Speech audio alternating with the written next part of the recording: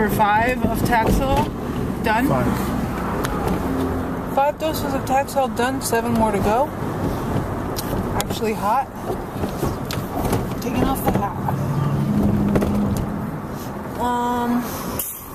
Which is a big deal in some ways, because like there's something naked about having a bald head. Naked in public. Naked-headed anyway. What does it feel like, Jim? He's only half naked. They've had a little more gradual. Yeah, you've been doing a slow striptease. Yeah. Anyway, so it's done. This one went relatively smoothly. There was one needle stick through my skin, and then lots of poking and prodding around until they secured the vein, etc. But it's definitely better than other times. I think it gets harder each time for them to get the vein, because your veins, they're different each time depending on how hydrated you are, and eventually you'll have some scar tissue. She talked about getting scar tissue today. Right. That's what she thought might have been happening. Yeah, she was thinking that she was struggling to get, she'd get it in the vein, but then no blood would come through it, so. Anyway, Jim just like squeezed into the chair with me and like held me, and because recently it's just been hitting me that I guess whenever you get your hopes up and then you kind of come back to reality, it's hard, because the reality is so different from what reality was like before you got cancer. And it really wasn't that long ago, and it's just been hitting me that even though it's April now and I've been dealing with this since October, I still have a long way to go. And I have a friend who's getting radiation right now, and it's really hard on her. And at first it wasn't so bad, but it's just got worse and worse. And I've got radiation when I finish chemo, and I'm really, as the weather gets warmer, I do start to feel like I want to feel like I usually feel in the spring. Sorry, I'm sucking on a vitamin. It's a lozenge. And so I really am becoming aware, like, gosh, this really takes a lot out of me. I did a long walk/run a couple days ago, and I really wanted to do it, and I wouldn't say that it felt great to do it, but it felt okay, and afterwards, in the immediate afterwards time, I felt pretty good, and I felt glad I had done it. I had missed that feeling of having been outside for a long time and exerted myself, and just that sort of nice, like, tired, and now I can rest feeling. But the problem was, I was flattened for the rest of the day. I was still flattened the next day. I still felt a little flattened this morning. Saturday morning.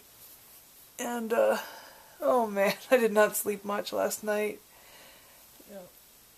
I had chemo yesterday, and so they gave me steroids and Benadryl at the same time. And the Benadryl just knocks me out.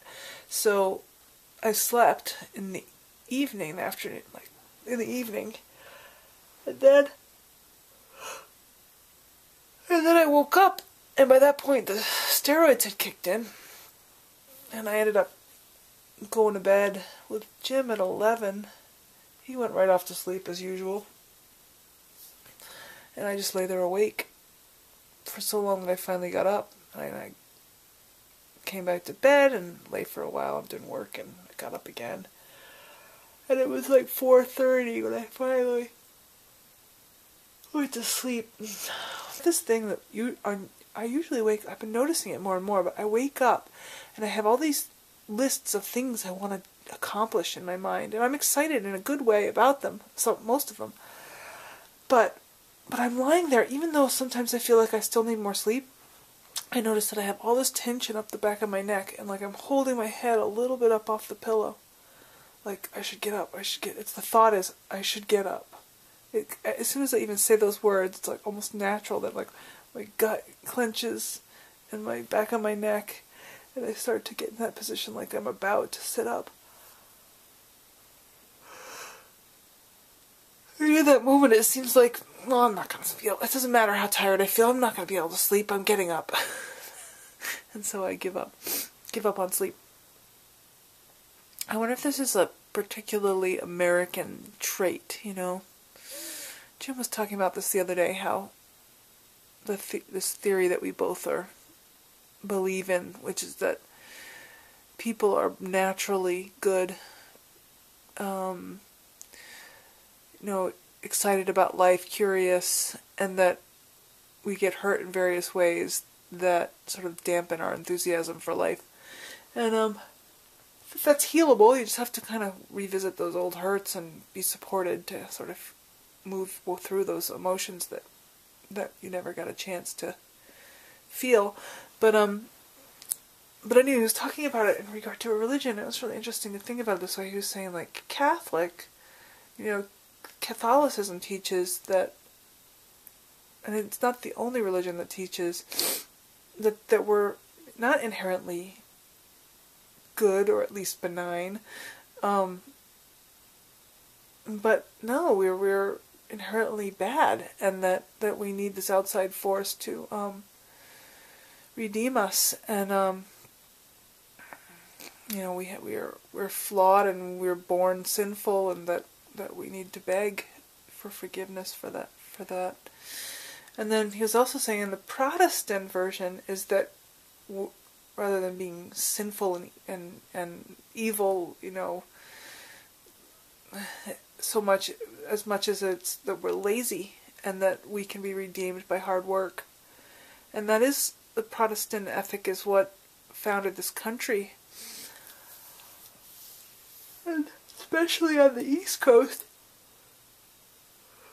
I think especially in the East Coast it remains strong kind of underlying theme in how we think and how we feel about ourselves, and we're as good as what we produce.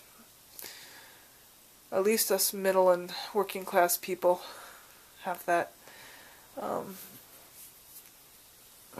sort of drummed into us. So Saturday morning, after 3 hours sleep and chemo the day before, that old history is impacting me. So it is Saturday morning. No, it's not really, well, Saturday morning for another 7 minutes. And I had chemo yesterday, and now I'm going to my club's bike ride. And again, well, it's been a while. I want to say it's been like 3 weeks since I last attempted a ride. And my last attempt, I've done only 2 rides this season, and my last attempt was on a day when I was starting to lose steam, and it just didn't, it was okay. I did 20 miles, but I was pretty beat. And so today, I don't know why, I don't know what gives me the impression that this is a good idea, but for some reason today I think I'm going to go do a 40-mile ride.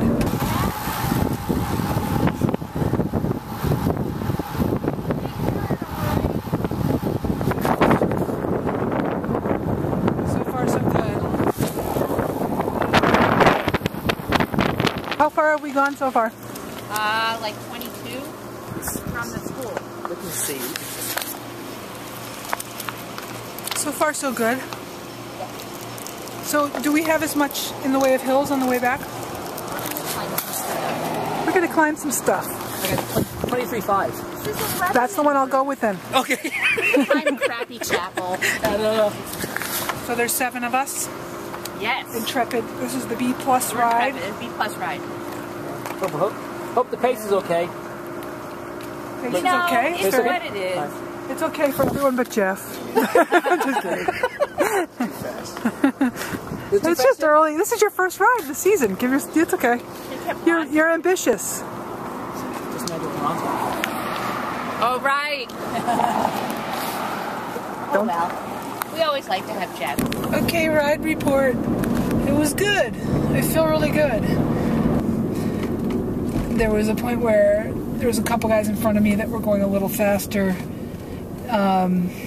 And it would have taken a little bit of a push to keep up with them, which is usually my favorite part of the ride, is when I get into those places where I feel challenged. And this time I thought I could push to keep up with them, or later today I could get off the couch. I don't know why that's making me laugh so much right now.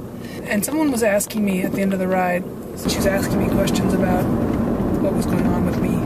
When they take that mass of cancer out of my body, there's no way of knowing how much cancer is still in me if they missed it. I mean, they don't think they missed any, but they'd have to actually go in and look at all my cells to make sure, and they don't know how it's, it might be circulating in my body, or it might have started up someplace else that they don't know about. So there's no way of knowing that.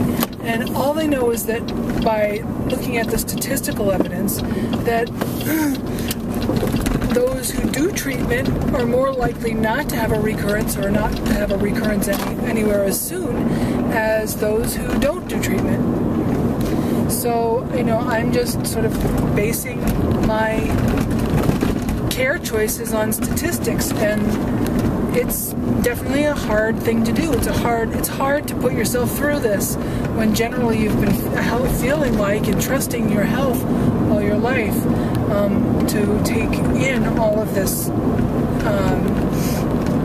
chemical sort of warfare, carpet bombing your system. That's the way I think of it. And so, yes, she was saying, but you seem so upbeat. And I said, well, I'm on steroids today and I just had a good bike ride. But I also said, but, I cry every other day. And I truly believe that the best way around is through. And that it's very hard to feel upbeat and good if you're carrying around stuff that if your energy is consumed by tamping down the emotions. So I really do think I am blessed that I have people around me in my life who encourage me to get it out and who think the same way. And whether you're going through cancer or not, I encourage you to cultivate those kind of relationships in your own life.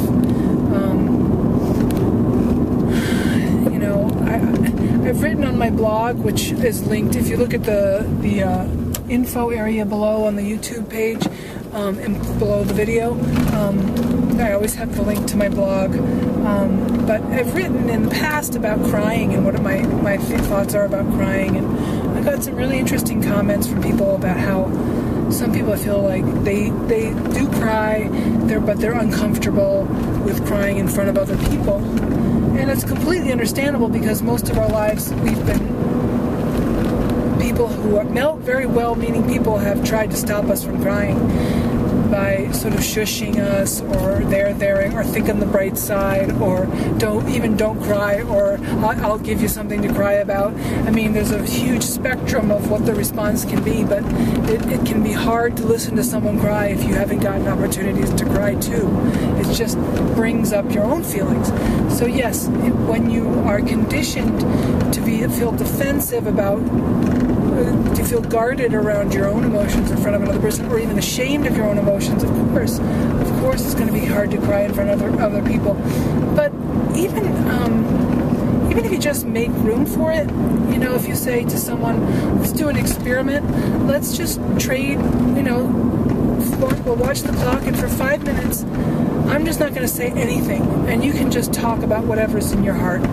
And I'm not going to discourage you or try to redirect you, or I'm not going to interject anything about what that reminds me of. I'm just going to listen and care. And if you cry, that's all right. I'm still not going to interfere with it.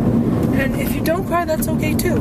But just make room for it. I mean, I think it's a good experiment just to try it with someone you trust, and it could be someone you don't even know that well, but you have a good feeling about.